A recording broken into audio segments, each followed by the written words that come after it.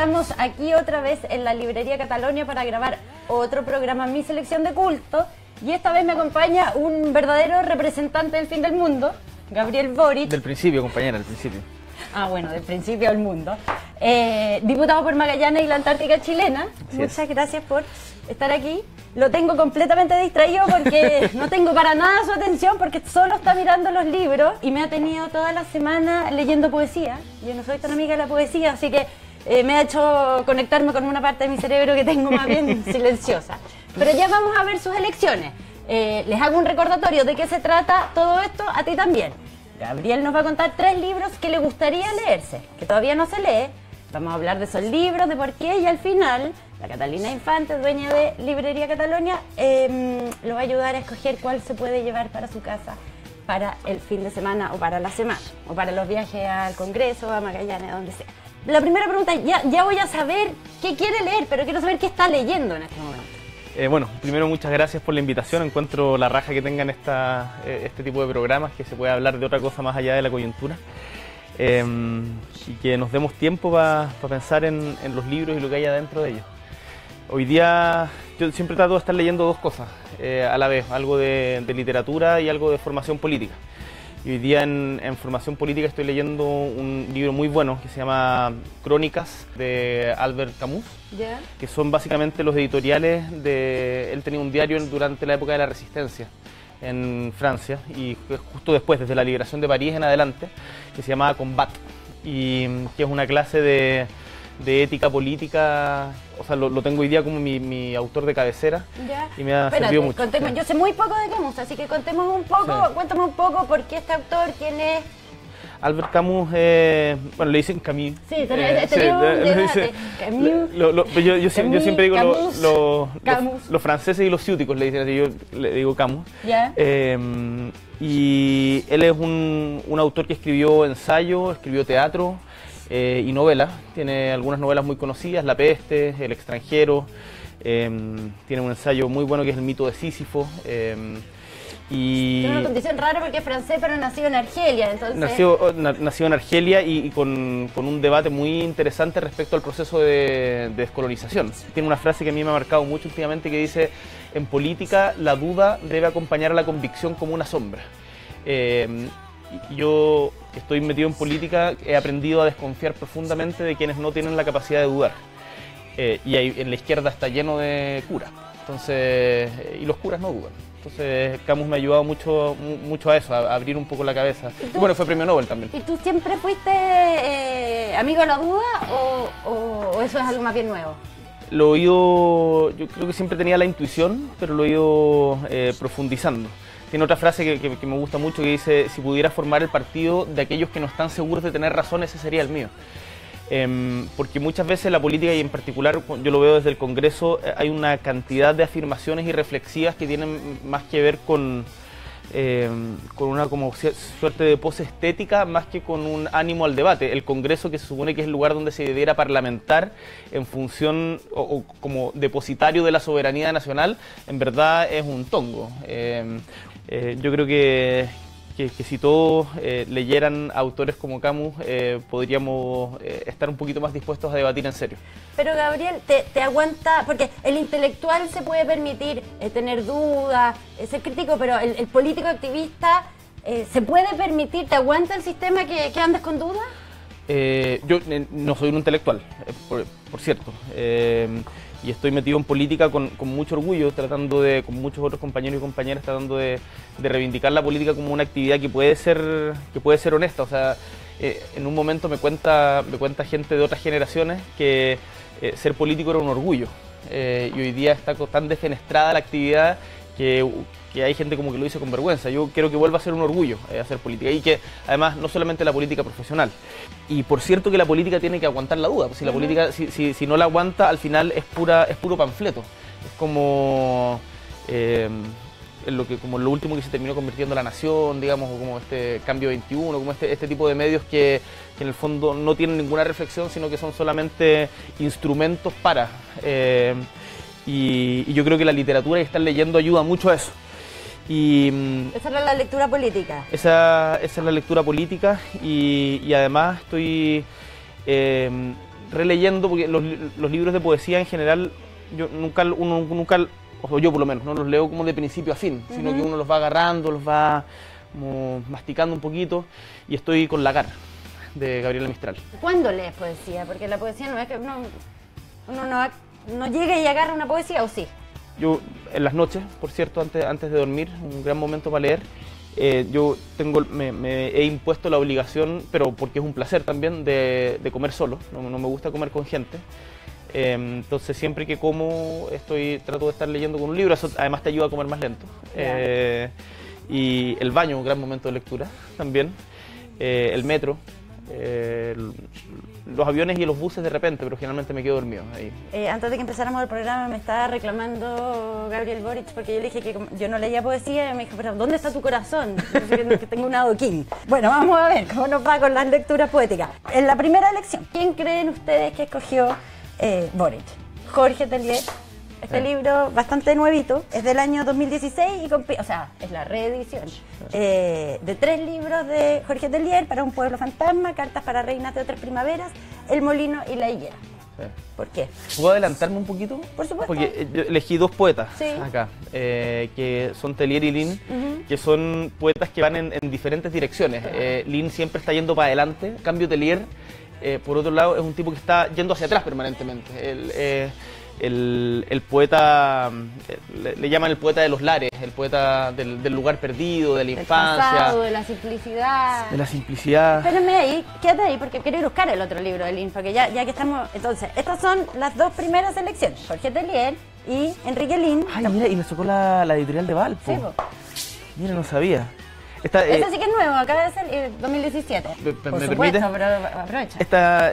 La editorial de la Valpo, que me parece un gran... como que las universidades estatales recuperen este ánimo por compartir la cultura, está dirigida por Christian Barken. Y tiene atrás una cuestión que a mí que lo encuentro muy bonito. Son libros bordados, no bordados, pero sí, como con la vieja... de la vieja escuela. En el fondo, la gracia es que permiten esto. Sí, abrirlo entero. Claro.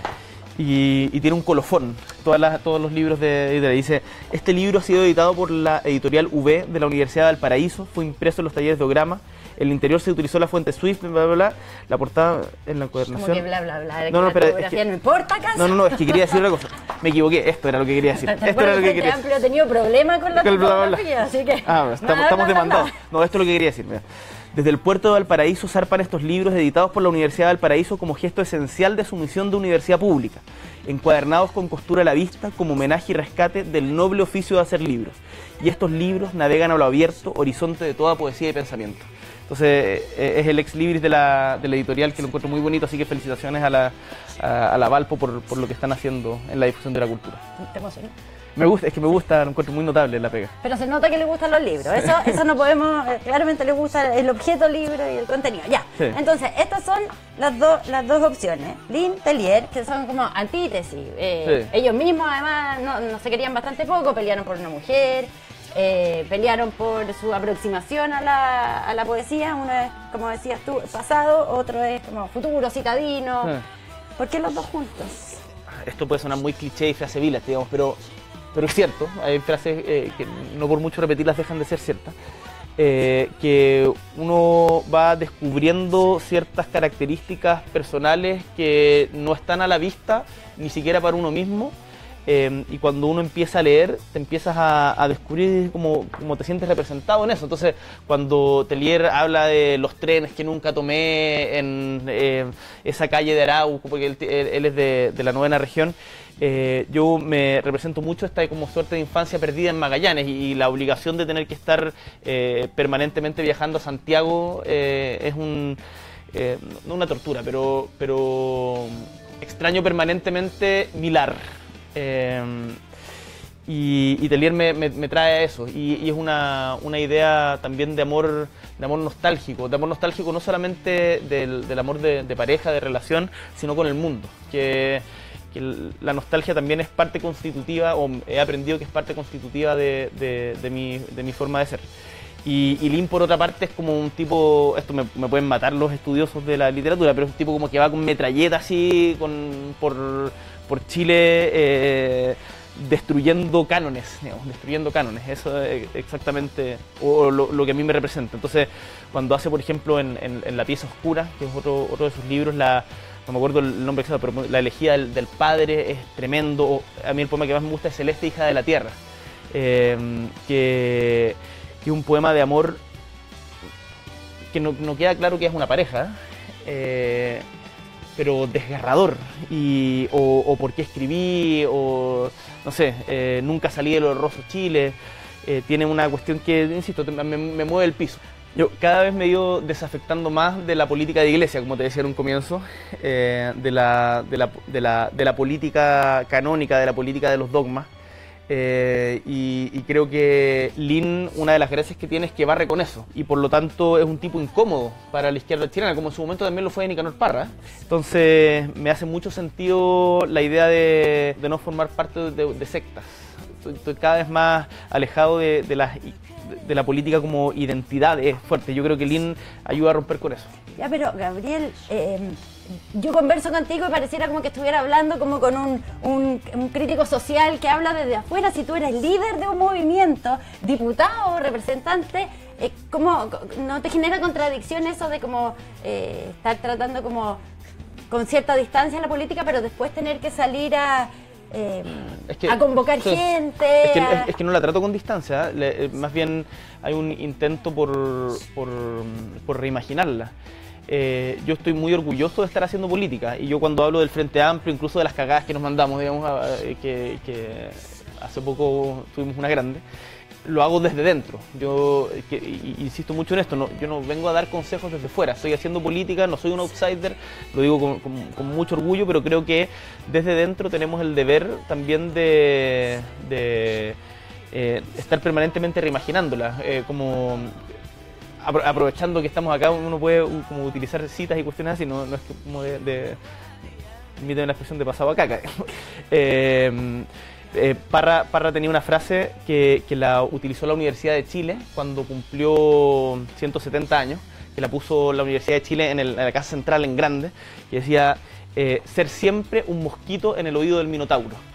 Y yo creo que en política, estando desde dentro de la misma, uno tiene ese deber también, y yo siento que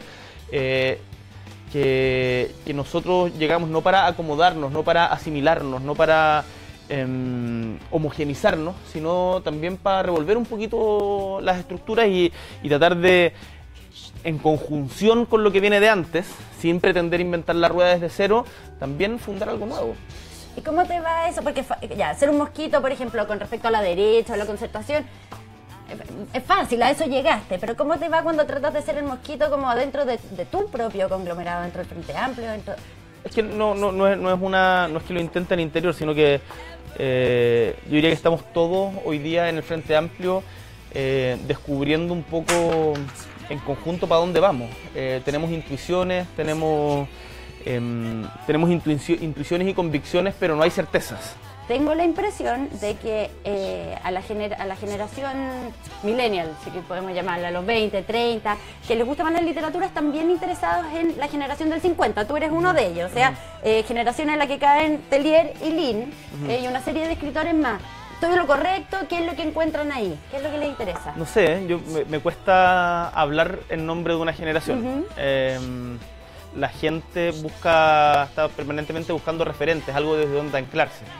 Y yo creo que uno de los problemas de mi generación, con mucho cuidado al hablar de una generación por favor, entera... no estás tratando de representarlos a todos, no estás hablando por todos ellos. Es que la dictadura y lo que vino después, en particular los 90, dejó un vacío muy grande. Y por lo tanto uno tiene que ir muy atrás para poder arraigarse en algo. Muchas veces yo me crié en los 90, me criaron en los 90, que es la época del grunge, que es una suerte como de nihilismo irreflexivo, digamos, como de una actitud del no estoy ni ahí, que se identifica con la idea del Chino Ríos, y que por lo tanto pareciera haber como un vacío ahí. Es como la generación del Chino Ríos y de los jefes de gabinete, digamos. como los Peñailillo, esta G90 que es más como burócrata, sin ideas, a la sombra de un tremendo parrón que son estos viejos tercios de la política chilena, Elwin, Clodomiro Almeida, etcétera, Arrate. Y que por lo tanto para poder encontrar algo tenemos que ir un poquito más atrás. Y en la literatura, que siempre se demora en madurar, es muy difícil encontrar a una generación en el mismo momento que está surgiendo. Yo creo que nos pasa algo de eso. Y ahora estoy en una época en que he empezado, que es problemática también, a fetichizar un poco los libros. Que no me siento orgulloso de eso, pero me gustan las ediciones bonitas, me gustan las primeras ediciones. Y he encontrado unas primeras ediciones de Roca así que las veo y como que me caliento. Vamos a seguir hablando cuáles son los fetiches de Gabriel Boric, pero nos tenemos que mover. Así que nos cambiamos de setting y vamos a volver.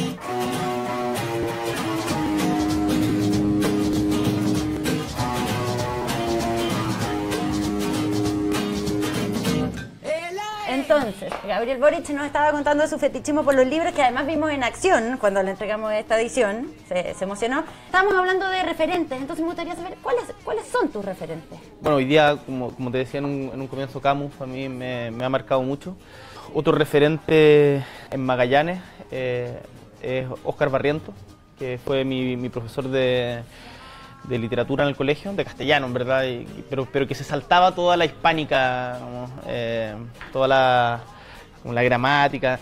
Y una vez me preguntaron, teníamos 2 profesores, ¿por qué prefería a este? Yo decía, porque en general los profesores te enseñan, quizás no en general, pero hay muchos profesores que te enseñan para un día de tu vida, que es el CIMSE, la PSU o la prueba. En cambio hay otros que te enseñan cuestiones que van mucho más allá. Y con Óscar, él nos incentivó a crear un grupo de literatura que se llamaba La Bandada en su momento, en donde todos escribíamos, hacíamos Cadáver Exquisito también en su momento, y de hecho editamos un libro con poemas, con pequeños cuentos, que fue una experiencia muy bonita. Y él es un tremendo escritor, que es muy difícil hacer literatura desde la provincia, como que todo está en Santiago. De hecho, hasta hace poco en Punta Arenas no había librería. Eso te iba a preguntar, Punta Arenas en los 90, ¿de dónde sacaba el libro? ¿Dónde te abastecías? Tuve la suerte de que mi viejo, cuando chico, había leído mucho de libros que le traían en barco.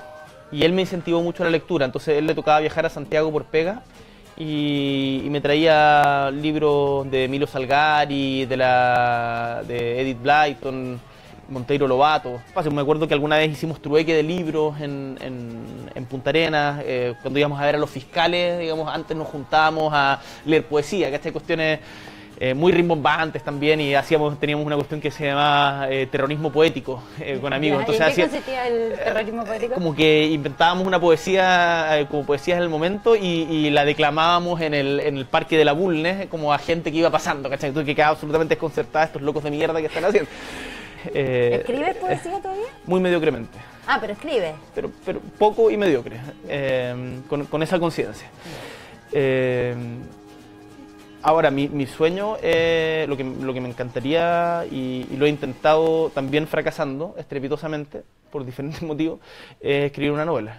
Uno tiene que tener un don y un talento para poder hacer esas cosas, pero creo que uno también se tiene que dar la oportunidad. Y cuando salga del Parlamento, que eventualmente podría ser, o sea, hay elecciones ahora, podría ser pronto, me encantaría poder darme un tiempo, así un año, para tratar de escribir una novela. ¿Y de qué sería la novela? Novela negra, es lo que me gustaría escribir, algo así como Raymond Chandler, como algo ambientado en Magallanes, pero sórdido. ¿Pero alguna vez le has mostrado las cosas que tú escribes a alguien? O sea, editamos un libro con unos compañeros, con Óscar, que es poesía adolescente de la que uno se avergüenza después. Pero, ¿cómo se llama el libro? Se llama La Bandada, Historias de la Sala 111, algo así. Yeah. Que no se vende en librerías ni en ninguna parte. O sea, sacaron, no sé, 100 copias y para las como familias, ¿no? Así. Hay un poema que me gusta de eso. Se me olvidó su nombre. Algún día lo voy a subir a alguna parte. Pero no nos va a dar un adelanto, nada. No, partía tu tambor, mi tambor, las campanas de la iglesia, el sol renace todos los días. No sé, no me acuerdo ahora, pero era como un intento de emular a Huidobro, con el arte poético de Huidobro, cuando dice el músculo cuelga como recuerdo en los museos. Como de tratar de un intento, insisto, muy mediocre de reinventar el lenguaje desde un cabro de 17 años. Ya que estábamos hablando de Tellier y Lin, que son ellos eran como antítesis, opuestos. ¿Y quiénes son es difícil la pregunta que te voy a hacer, pero ¿quién sería tu opuesto, tu antítesis? ¿En política? En política, en la vida. Yo diría que alguien como, no sé, Gustavo Afún. Como un pelotudo. ¿Sí? O sea, yo no es que tenga una tan alta apreciación de mí mismo, pero una persona que cuando habla dice puras estupideces y que es muy impresionante y que está en política como producto de vínculos como clientelistas con la gente, que no defiende convicciones sino más bien espacios de poder. Pero es que quiero algo más complicado que eso, porque yo creo que Tellier y Lin, cuando tú... se respetaban mutuamente. Pero se respetaban. Se respetaban mutuamente. Ahí hay algo como de celo, seguramente. Bueno, hay una mujer de por medio, entonces te pregunto por algo más complicado. ¿Quién sería como una persona que tú respetes, pero que representa todo lo contrario que tú? Sí, no, los tengo. Jaime Belolio. Me parece un tipo peligroso porque es muy inteligente y si logra vencer lo cavernario de su partido, de la UDI, podría ser como una derecha que realmente dispute ideológicamente y no solo electoralmente. Yo tengo un gran respeto por Jaime. Creo que además es un tipo que está dispuesto a preguntarse si el otro puede eventualmente tener la razón. Ya, están las ideas políticas, pero también están las percepciones como personales, las amistades. ¿De quién te sientes más cercano? ¿De alguien como Jaime Belolio o de Alberto Mayor? Yo no estoy en el Parlamento para hacerme amigo y por lo tanto trato de evitar los espacios de sociabilidad por fuera de la pega, porque mis amigos están en otra parte. Entonces, no, salvo con Giorgio, que tenemos una historia como más que viene de antes, no siento que tenga amigos. Hay gente que respeto, hay gente con la que puedo compartir, pero no me hace mucho sentido como responder la pregunta en esos términos. Todas estas lecturas, ¿te gusta leer? ¿Eres Mateo en ese aspecto? No te puedo preguntar qué pasa con tu carrera, que está ahí pendiente, con tu título de abogado. Sí. ¿Qué es lo que te falta para terminar? Me falta el examen de grado. ¿Ya? Y la tesis. Ya, ¿y es algo que te pena? No, para nada. ¿No? Mucha gente me dice como, es que los procesos hay que completarlos, y yo digo, o sea, yo no quiero ser abogado, o sea, no me imagino litigando, me gustaría dedicarme a otras cosas. Mira, si en algún momento tengo tiempo para sacarlo, lo voy a hacer. Tengo ganas de volver a estudiar como más metódicamente, pero no es algo que tenga como algo que me pese en el alma. Y no está en tu agenda tampoco. Por ahora no, voy a la reelección por Magallanes y es absolutamente inviable dar el examen de grado trabajando con la pega con el tiempo que uno le dedica a esta pega. ¿Y cómo fue cuando llegar desde Punta Arenas a la ciudad? Como Carmelo. Como Carmelo. Fue súper difícil, me costó mucho. Me costó como 3 años no acostumbrarme, pero darle una oportunidad a Santiago. O sea, yo llegué odiando a Santiago y a la santiaguinidad. Y por lo tanto nos juntábamos con nuestros amigos de Punta Arenas a tomar piscola, jugar truco y odiar. ¿Qué es lo que odiaban? El ritmo de la ciudad, la contaminación, las distancias, la hostilidad. No iba a la U, iba muy poco, el primer año me fue muy mal, entonces fue un periodo de adaptación muy complicado. Y hasta el día de hoy yo no me acostumbro o no me resigno a que, como para uno poder desarrollar las cosas que a uno le gustaría, eso tenga que ser en Santiago. Y en ese sentido mi sueño es tener una casa en Punta Arenas y poder desarrollarme allá. Si yo te conociera allá, entiendo que tienes un centro cultural allá, que hay una librería, que hacen trueque de libros y todo. Si yo esta misma entrevista te la hiciera allá y no acá en la librería Catalonia en Providencia, ¿serías distinto? Quizás sería un poco menos serio, como que Mira, ahora como me lo mencionas y como que me da como un cosquilleo. No sé, pues yo creo que lo haríamos afuera, por ejemplo. Salir conversando y mostrarte la ciudad es como parte muy constitutiva de mí.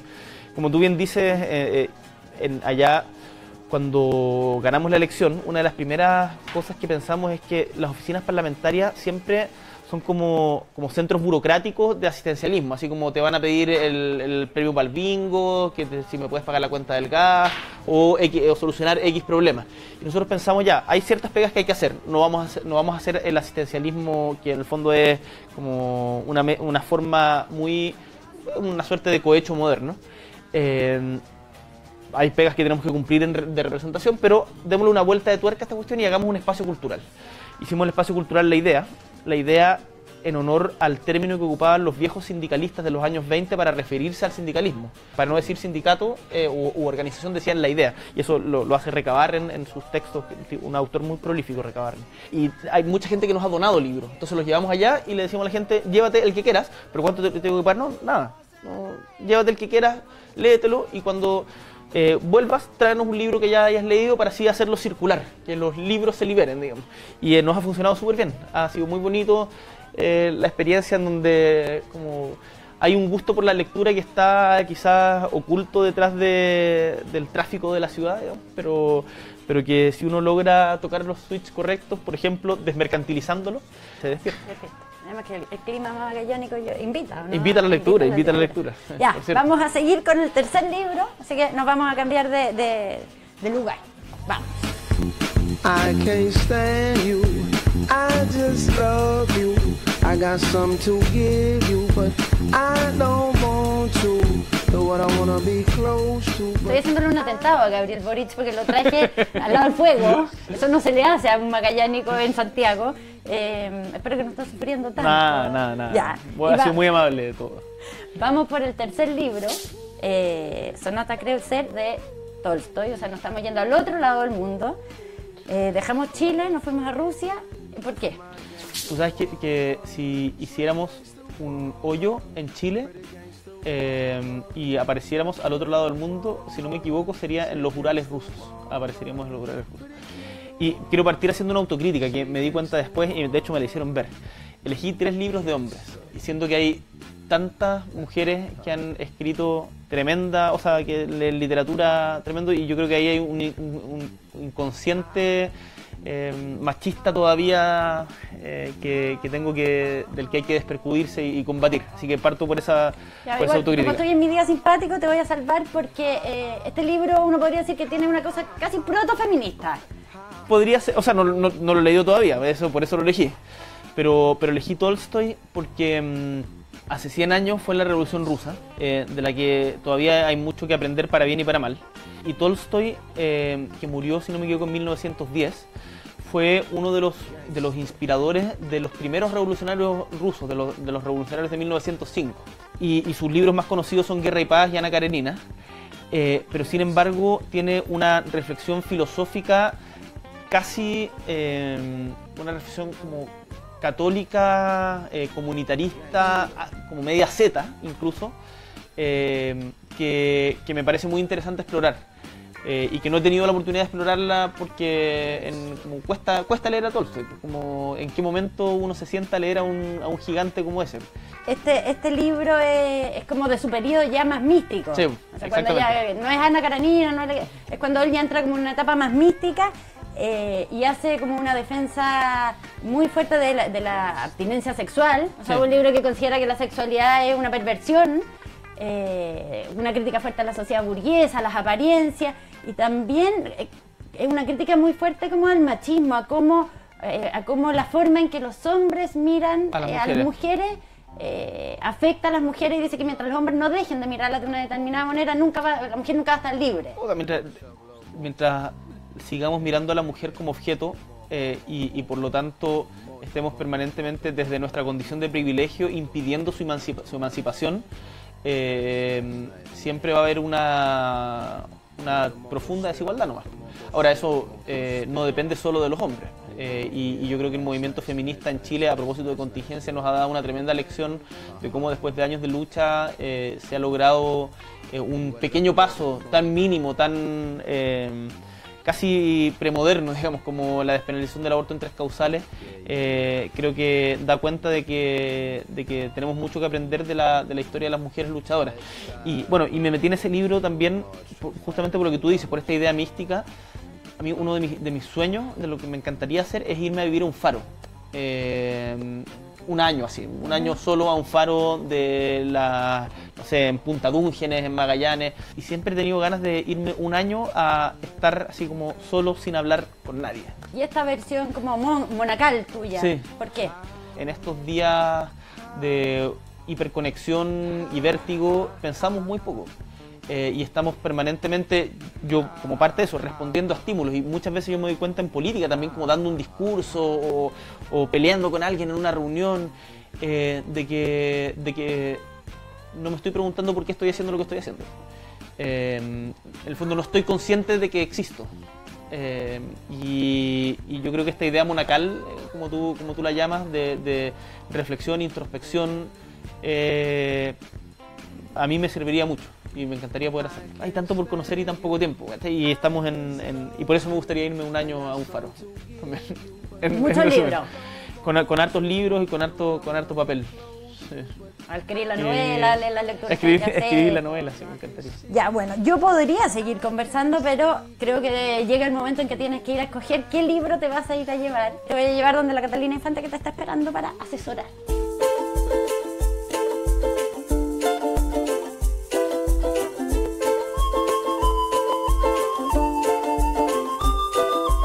Ya, señor Boric, quiero ver Cuéntame un poco, ¿cómo te fue con la Angélica? La raja, muy entretenido. Como te decía en un comienzo, que buena que se den los espacios para hablar de otras cosas.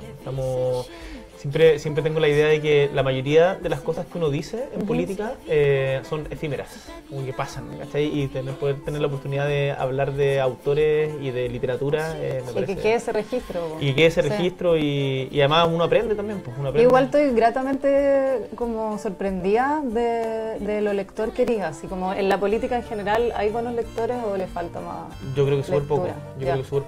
Creo que la política como está muy electoralizada, yo creo que la política no debiera ser lo principal lo electoral, pero está muy electoralizada, entonces la mayoría de los políticos profesionales están pensando permanentemente en la elección. En la elección, entonces, no se dan el tiempo de pensar, como decís tú. No nos damos el tiempo de pensar, quiero hablar en plural en eso, porque a mí también me pasa mucho. Oye, igual también me sorprendió que no eligierais mujeres, pero como decía la Angélica, te salvaste con este libro. Tolstoy, sí. ¿Pero leís mujeres o no? Sí, o sea, por supuesto. Como te decía, ahora estoy leyendo La Mistral. Yeah. En general, en historia más vieja, yeah, o sea, en historia que se editó hace tiempo, hay pocas mujeres. Yo leo harta historia, pero hay pocas mujeres, y ahora último había una generación, bueno, la Sofía Correa, yo creo que abre un camino importante ahí. ¿Y de poesía? De poesía he leído pocas mujeres, pocas mujeres. Algo de la Pizarnik, pero muy poquito. Mira, yo en general siempre como al final les termino imponiendo que se llevan, ¿cachai? Igual siempre podía elegir, pero mi recomendación es que te lleves siempre Enrique Lihn, y además por la edición, que tú también la notaste, que es preciosa, y que el trabajo que ha hecho Christian Banker en esta editorial ha sido súper cuidada. Sacaron por fin toda la obra de Violeta Parra, que eso fue como... La obra poética de Violeta Parra, sí. La obra poética de Violeta Parra, así que ya han recuperado autores como Gonzalo Rubio, sí. Bien... Así que yo creo que esta va a ser la elección. No Muchas sé qué te parece. Gracias, no, me parece excelente. Ya, siempre podéis volver a buscar los otros dos cuando queráis. Lo conversamos después, negociamos después, pero no, muchas gracias además por la instancia, la invitación, qué bonita uno siempre está en política destacando lo malo, y yo creo que felicitaciones a Cataluña y a De Culto de la Tercera por la pega que están haciendo, y cuenten conmigo para lo que sea necesario en esto. Muchas gracias, de verdad. Gracias a ti. Gabriel Boric vino por Lihn y se fue finalmente con Lihn. Ahí está su bolsita con su regalo. Muchas gracias. Sospecho que después de que termine el programa se va a quedar, la bolsita se va a ir con más cosas, me tinca. Porque lo vi que le estaba costando dejar los otros 2 libros. Pero bueno, así terminamos nosotros otro programa de Mi Selección de Culto. Ya vendrán más. Gabriel, muchas gracias por habernos acompañado. Muchas gracias a ustedes por la instancia, de verdad. Bueno, eso es una cosa muy importante. Logramos hacer a Gabriel Boric felicitar a la tercera. Eso no pasa todos los días, perdónenme. Así que con eso cerramos y nos vemos en un próximo programa. Muchas gracias. Il est grand temps qu'on se rende.